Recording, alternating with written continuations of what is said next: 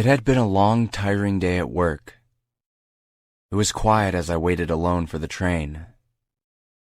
It was just a bit after midnight, and so dark that I could only see the square foot around me that the small light illuminated from above. Fortunately, I wasn't stuck waiting long for the train. Eagerly, I ran in the second the doors opened. There were only 2 other men in the compartment, not unusual for this time of night. The place reeked of smoke from the older man huffing on his cigarette. He took another long drag of it and watched me as I came in and took my seat. I sat and looked up at the other man, sitting across from the smoker. He was only about 5 seats away, but his face was hidden by his hood, so I had trouble making out his features. His eyes, though, I could see them clearly. One was normal, but the other was red, where it should have been white. He stared shamelessly back at me with a tight, almost pained expression. I nodded at him, trying to break the tension, but he just continued to stare at me.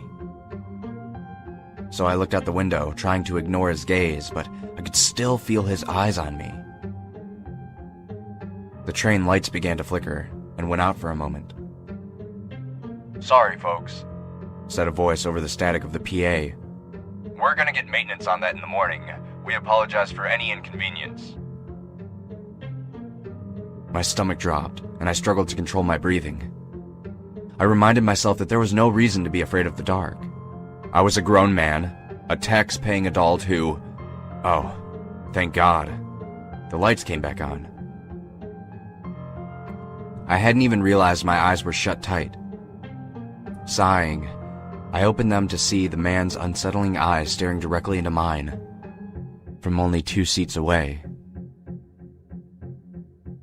Bewildered, I looked over at the older man who hadn't moved from his seat.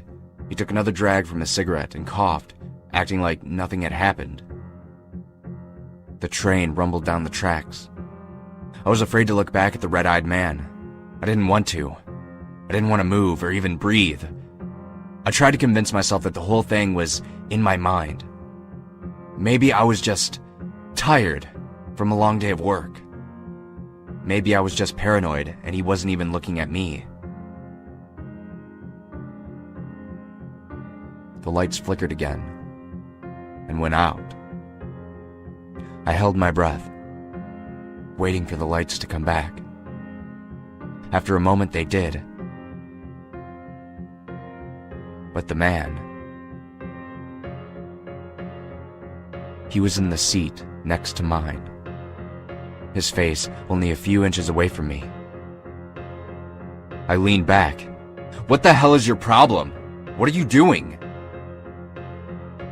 He didn't respond.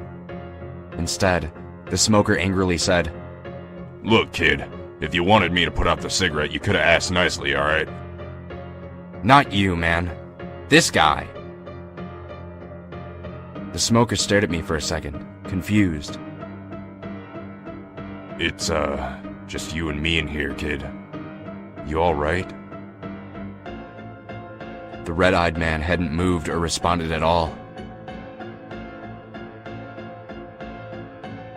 Then the lights went out again.